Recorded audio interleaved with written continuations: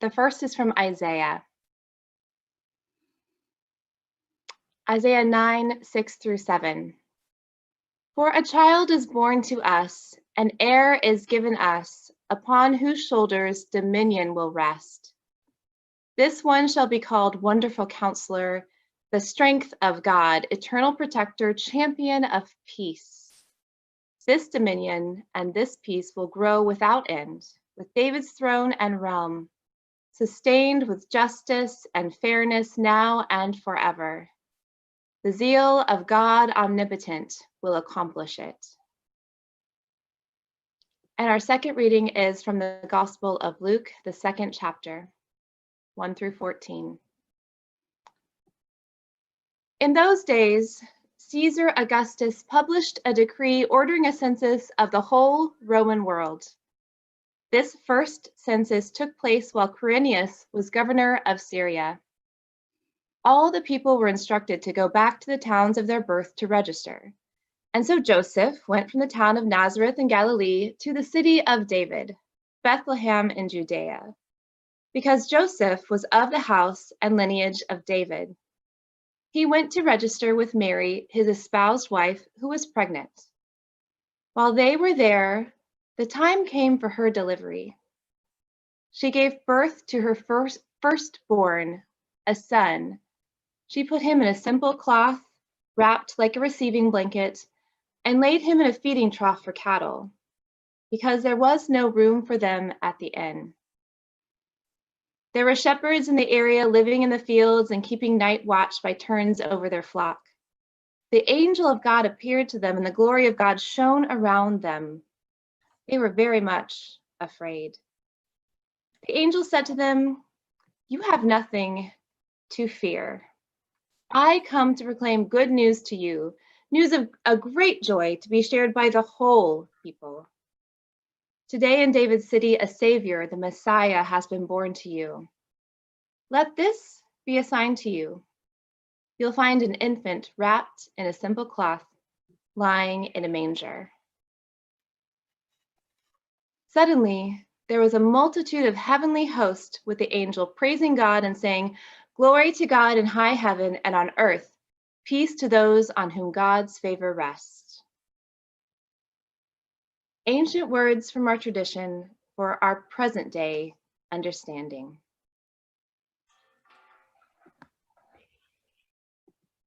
Well, I have to admit, it's a little intimidating to come back and preach. I've been preaching in a cell phone since COVID hit. So to see real people, I don't know if Daniel was nervous last week, but it is a little wonderful and a little strange. So, and I just looked down at the bulletin and saw that it says this is still the Buddha and Jesus series, which it isn't. So that helps me relax because it's St. Andrews, and mistakes are going to happen here. What I love about the Christmas time, really preaching more than any other time of the year, is at Christmas, those mystical hymns and the mystical stories, I think touch people, and they affect people in a way that I think can help us year round. But if we're not careful and we take them too literally, then we feel that we're describing a world that's better than ours, with people that are more important than we. They have angels visiting them. They're chosen. God speaks directly to them. And I think it's critically important before we take up the Christmas story to realize that these are kind of cosmic hymns about you and me and the miracle that lies behind our ordinary lives. That can be hard to hear sometimes. In our hymn today that we're looking at, "It Came Upon the Midnight Clear," it doesn't really sound like our world. It says, "It came upon the midnight clear, that glorious song of old, from angels bending near the earth to touch their harps of gold. Peace on the earth, goodwill to all. From heaven God's message we bring. The world in solemn stillness lay to hear the angels sing." I remember as a teenager, I began to ask the question, where are my angels? I mean, if this is what faith looks like, where are these miracles for me? And that may have been a bad attitude to have, and maybe that was part of the problem.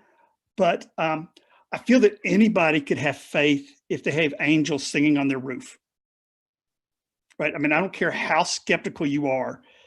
If you have angels singing on your roof, and you can go to your neighbors and you say, hey, listen, I really like the plastic Santa Claus in your yard. Yeah, that's Gabriel.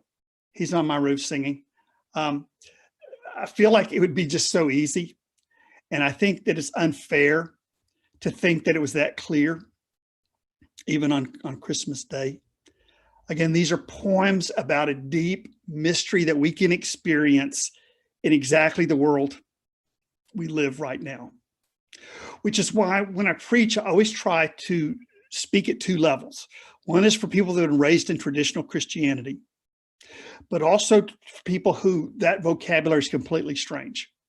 So I always try to think of, to try to speak in a way, and I don't always succeed, but in a way that somebody who believes they were created by God will hear a message to them, but also somebody who believes that they evolved, that they are an expression of a natural process.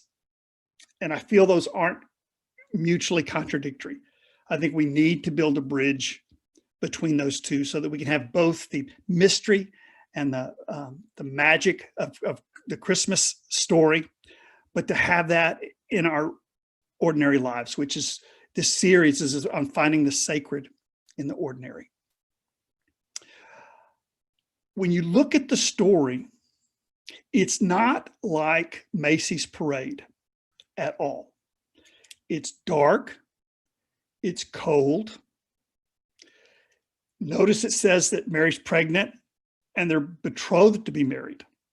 So she's out of wedlock and pregnant in a culture that stones people for that. She had Herod chasing her, and they're going through a census. Now, we had a census not that long ago, and it probably didn't feel like a religious exercise to you. And it probably didn't feel that way to them. If we look carefully at the passage, both the passage that we're looking at from the Christian scriptures, but also the Jewish scriptures that talk about, it doesn't say a virgin will bear a child. It says a young maiden. And it's, this poor woman is going to do it. And you look at this prediction and it says, here's a proof you're going to have that God cares about you. A child is going to be born in a manger and be swaddled in clothes. To update that image, it would say, and the message, this is how the proof you're going to know that God cares about your life is that a baby is going to be born in a ghetto and it'll be wearing Pampers. Now, the first question I would have is, what kind of a sign is that? I mean, thanks a lot for nothing. But what, again, I believe Isaiah is trying to do, and then the New Testament writers are taking up as well, is that the miracle that we're looking for is right at the heart of our ordinary experience and even our bleakest experiences. This hymn means a lot to me because the person that wrote it, Edmund Sears, suffered from depression, serious depression. So when he places his hymn at midnight, that had to feel a certain way to him. Why choose the bleakest part of the night? Why write your hymn for the winter solstice? Well, one of the things that you learn in Hebrew 101 is the word angel is not a job or profession. It's the message. It's the same with prophets. There aren't individual prophets. There's a prophetic message. And there aren't angels as opposed to the rest of creation. Everything heralds its source. Everything sings of its source. There may be angelic beings. I don't know. But if they are, they're no more sacred than you are, because you are just as much an offspring of your source, whether it's God, whether it's a cosmic process. You are the offspring of that process. And there aren't some things that are sacred and other things that are profane. When I was younger, I wanted an angel to come, and I did everything I could do, and like ascended masters and gurus and all this kind of stuff. But then one day I realized that if somebody's an ascended master, they really don't have practical advice for me. If they've evolved beyond me, then they don't understand my predicament. It's like if you were to write a book of advice for baboons. I mean, you're much more evolved than a baboon, but what practical advice would you have for a baboon? Right? Because you're not in that situation. They are just as evolved for their environment as we are for ours, or an angel would be up in heaven. But an angel doesn't have to do laundry, right? They get permanently white garbs. If they're in a traffic jam, they got wings on their back, so they can just kind of fly above it. Angels are not, the focus is not on the supernatural being, but on that message. That's, in getting back to Hebrew, you realize it's about the message, it's not the messenger, which means you're not being left out. That same message is being played all around us at all times. In the West, in European tradition, we look at the angels like they're all Swedish models. They have hair products and peroxide that apparently goes as part of their job. But then it wouldn't make any sense for them to always have to say, fear not. I mean, if an angel looked like a Swedish model, you say, don't worry, Bjorg, we're not afraid of you. But if you look at the images of the verbal images of these angels, a lot of times they were beasts. They were part human, part animal, because what they really stood for is that threshold between our little particular lives and this larger life. The angel symbolizes whatever it is that gets through our limitations for us to hear this larger song. This Eckhart was a great mystic in the Middle Ages, and he used to say angels are symbols of what God would look like if you could take a picture or draw a picture of it, that we need nouns to think with. But God is something deeper and more mysterious than that. So we go ahead and pick up the images and use them, but we should never be limited to them. Because if we do, then we don't realize that we're still a part of this sacred song that's happening all around us.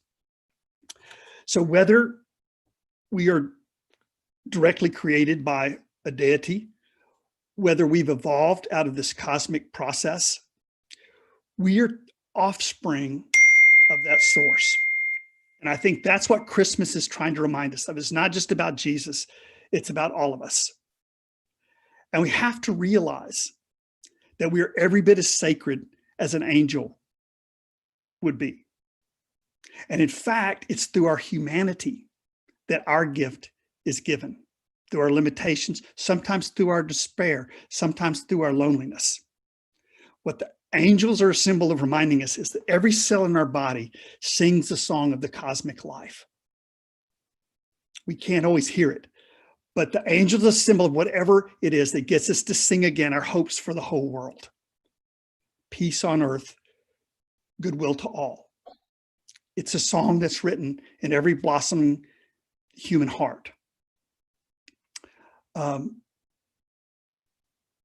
When Augustine used to look at angelic passages, one of the things he'd point out sometimes is that the word that's being used is that the angel isn't speaking to people, the angel is speaking through the people, within the people. So just because you don't have something with wings sitting on your roof does not mean that there aren't angels all around you, or even that you are not an angel, because you are an expression of that source, that ground of being. In his depression, he knew what it felt like not to be able to get in touch with that. In his depression, he knew what it felt like to feel despair, to feel alone, to feel like there's no hope for things. So he painted a picture of that bleak setting, cold, midnight, oppression, being hunted. And he sang a song. And he said it this way. He said, still through the cloven skies they come, with peaceful with peaceful wings unfurled, and still their heavenly music floats. o'er all the weary world. Above its sad and lonely plains, they bend on hovering wing, and ever over its babble sounds, the blessed angels sing. It may be the song of angelic beings. It may be the song of life. It may be the pulses of the cosmos. So when we ask the question, where are our angels? I think this great hymn and these great passages are reminding us that it's right here in the bleak midwinter, that you are as much expression of the sacred source as any of the masters that you're looking for. You bear on your person the fingerprints of God, the patterns of the cosmos. You are an angel song in your being. But to hear that song, to remember your hope for all of humankind, for the planet, it hurts. And sometimes it feels like an injury. And so a poet who understood depression very well wrote us a hymn and said, every cell in our body is singing of the common life and of a hope of justice and a better world for all people. Whenever we stop and hear that song, it's Christmas in our hearts. I want to close with a verse that I think is very powerful, coming from a wounded heart to our wounded hearts in this time of COVID. He says, and you beneath life's crushing load, whose forms are bending low, who toil along the climbing way with painful steps and slow. Look now, for glad and golden hours come swiftly on the wing. Oh, rest beside this weary road and hear the angels sing. Well, that was my understanding of the passage. We leave you now to your own thoughts, your own understanding, and your own reflection on this passage.